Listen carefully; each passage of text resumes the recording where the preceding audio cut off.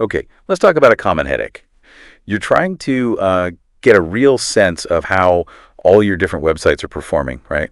You've got Google Analytics on each one, which is great for looking at sites individually. Yeah, absolutely essential for site-specific metrics. But then you actually try to compare them or get an overall picture, and suddenly it's chaos. Browser tab overload. Oh, I know that feeling. Clicking back and forth, back and forth. Exactly. It's super inefficient, like trying to cook when your ingredients are scattered all over the house. Yeah. Sound familiar? It really does. And And you lose so much time, plus you might miss the bigger trends hidden in that fragmented view. Right. So that's our mission for this deep dive, to cut through that mess.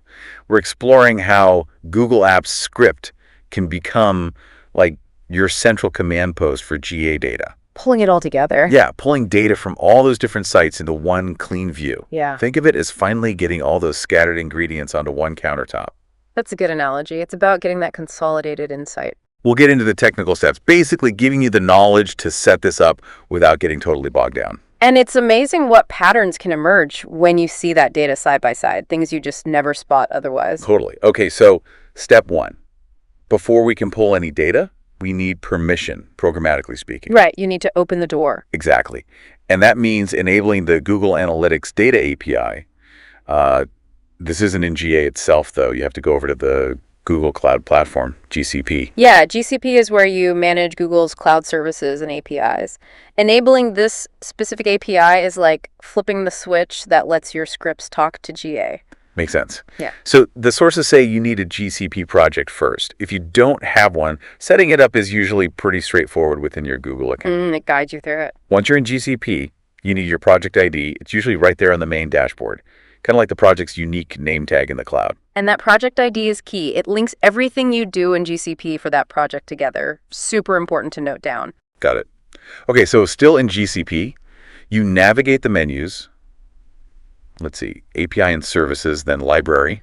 The library is basically Google's huge catalog of available APIs. Right. So you search that library for Google Analytics Data API. Should pop right up. Yep. Click it, hit enable, and boom, the digital handshake is done. You've given permission. And that step is absolutely crucial. Without it, any script trying to get GA data will just hit a wall. It's like forgetting to plug in the tool. Okay, tool's plugged in. Now, we need to tell it which specific GA data we want. Where does it come from? That's where the resource ID comes in. Resource ID. So that's like the specific address for each website's GA property. Exactly. Every site or app you track in GA gets its own unique resource ID. This ensures your script fetches data from the right place. You wouldn't want data from Site A mixed with Site B unintentionally. Definitely not. Yeah. So finding this, you go into the actual Google Analytics interface this time. Correct. Go to Admin, that little gear icon, bottom left. Then click Property Settings. And the resource ID should be displayed pretty prominently there, often top right. You'll need to copy that. Yep. Grab that ID for each property you want to include in your consolidated view. Okay, so we've opened the communication channel with the API, and we've pinpointed the specific data addresses with the resource IDs. So the logical next step is building the thing that actually goes and fetches the data. And that brings us to Google Apps Script. The automation tool. Yeah. For anyone new to it, Apps Script is built right into your Google account. Take Google Sheets, Docs, etc. It lets you automate stuff across Google services. And the big advantage here, as the sources point out, It's the authentication, Yeah. right? Because AppScript can live in the same Google account as your GA data. Proving you have permission is way easier. Sometimes it's almost automatic. Exactly. It bypasses a lot of the usual complex setup you'd face connecting external tools. It's like using your own house key. Much less friction. So starting is simple. Go to the AppScript dashboard, make a new project, and you get a blank code editor. Ready for the script. And the documentation we looked at provides some really useful code. It's not about grabbing everything that would be overwhelming. It focuses on key metrics. Which is smart. Focus on the signals, ignore the noise. Makes the data actionable. Okay, so what can the sample script do? First, it can grab total views and active users across all the sites you connect. Just the big picture numbers. The overall health check. But then, and this is pretty cool, it can also get those same metrics, views, and active users, but only for pages where the title ends in a specific phrase. Filtering. Yeah, the example used was la force, which means member center. So if all your sites have a member area named like that. You can instantly see how just those member areas are doing combined across all sites. That's powerful for comparison. Imagine comparing member engagement easily like that. And you could adapt it, right? Maybe for pages ending in blog or something else specific to your setup. Absolutely. That filtering by page title or other criteria you could potentially add unlocks really specific analysis. Are member centers performing better on site X versus site Y? Exactly. And there's more. The script also handles real-time data. Oh, nice. What's happening right now? Yep. Real-time user counts. Again, both across all sites combined and also filtered just for those member center pages. So you can see current activity spikes, maybe related to a campaign launch or a social media post. Invaluable for immediate feedback. Totally. Now, how does the script know which of these data sets you want at any given time? The control mechanism. Yeah, it uses a simple type parameter. Think of it like a switch. You send this parameter along with your request. And depending on the value and type, the script returns different data. Exactly. The docs list the values. Data gets you the overall view users. Data page gets views users just for the member center pages. Okay. Then real-time data for the total current users and real-time data page for the current users just on those specific pages. So one API endpoint, but you use that parameter to choose the flavor of data you need. That's clean design. Definitely. Keeps it simple, one address, just tell it what you want with that type flag. Okay, so we have the script. It lives in Google Apps script within our Google account. Right. But we enabled the actual GA data API way back in the Google Cloud Platform, GCP. How do we connect those two? The critical link. Yes, your app script project needs to be officially associated with the GCP project where you enabled the API. Otherwise, the script has no permission to use that enabled API, right? Yeah. It's isolated. Precisely. It wouldn't know it has access. Okay, so back in the app script editor, left-hand side menu, find settings, the gear icon again. Click that, scroll down to settings page, look for a section called Google Cloud Platform GCP project. Should be a button there. Yeah, it says change project, click that. It asks for your GCP project ID, the one we noted down earlier. Paste that ID in. Paste it in, click set project, and if all goes well, you get a success message. The link is made. Perfect. You've essentially told Google this app script project belongs to this GCP project and should be allowed to use its enabled APIs. Gotcha. Okay, script logic is there. GA data source is identified. App's script is linked to GCP. How do we actually get the data out now, like into another application or a dashboard? Right. You need to make the script accessible from the outside world. Which means deploying it as a web app. Exactly. Deploying it turns your script into a live service with its own URL that can receive requests and send back responses. An API endpoint, effectively. How do we do that? In app script, top right, there's a deploy button. Click that, then manage deployments. Okay. Choose web app is the type of deployment. Now, this next part is important. Under who has access, you need to select anyone. Anyone? That sounds very open. It does, but it's necessary to make it function like a public API endpoint that your other applications can call. It doesn't mean just anyone can get your data, because the script itself is still tied to your Google account's permissions for GA. Okay. So anyone refers to who can call the URL. But the script still needs the underlying GA permissions to actually fetch the data. Exactly. The first time you deploy, it'll probably ask you to authorize the script again, letting it access Google Analytics on your behalf. Go through those authorization steps. Granting those permissions. Right. Once it deploys successfully, AppScript gives you a unique URL. That's your API endpoint. The web address for your data service. Yep.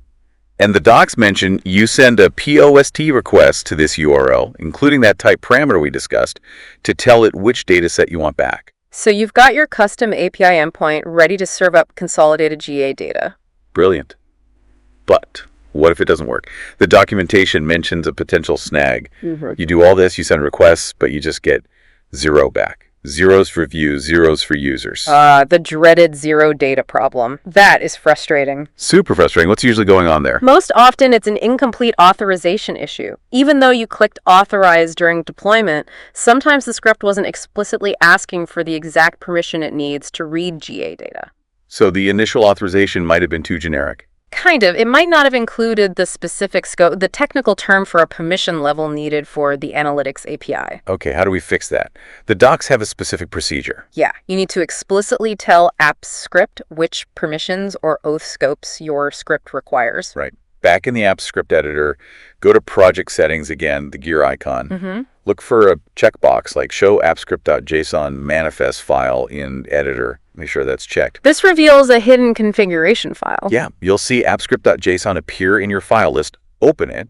You need to add a specific block of code there. What's the code? It looks like this: https.oathscopes, https.www.googlelepus.com, it's analytics.reddenly, https. Ah, okay. So oath scopes directly lists the permissions, and analytics.renly is very specific.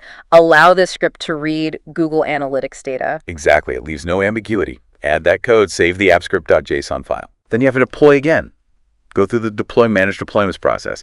It should ask you to authorize again, but this time, because you've specified the scope, it will explicitly ask for permission to view your Google Analytics data. And you grant that permission fully. Grant everything it asks for. The sources say this usually sorts out that zero data issue completely. Makes sense. Explicitly requesting the right permissions ensures the authorization covers exactly what's needed. Okay, great.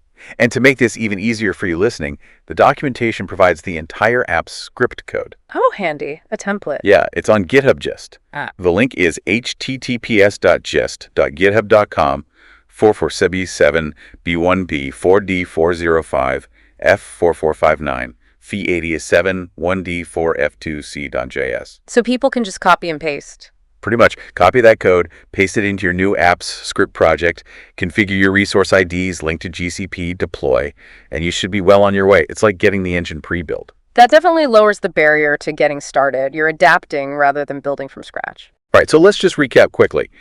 We've seen how you can use Google Apps Script connected to the Google Analytics Data API via GCP to pull data from multiple GA properties. Turning that tedious multi-tab checking process into something streamlined. Yeah, enabling the API, getting the resource IDs, using that app script code, linking app script to GCP, deploying it as a web app. And troubleshooting any authorization hiccups using the appscript.json file. It all leads to being able to programmatically access that consolidated data through a single API endpoint you control. The real power here is that programmatic access. It opens doors beyond just looking at a single dashboard.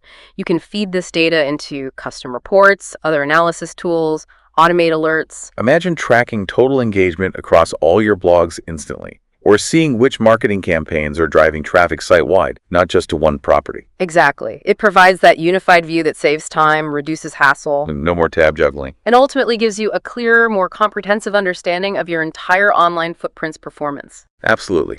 So here's something to think about as we wrap up. We focused on Google Analytics here, right? But this principle of using APIs and scripting to consolidate data, well, it applies much more broadly. GA is just one example. So the final thought for you is, what other data silos could you break down? Could you pull in data from your marketing platform via its API, social media analytics, maybe even sales data from your CRM? Combining different types of data can lead to even deeper insights. Exactly. Think about what other reporting or analysis you could automate and centralize. What would a truly holistic dashboard pulling from multiple APIs look like for your key metrics? That's something to chew on.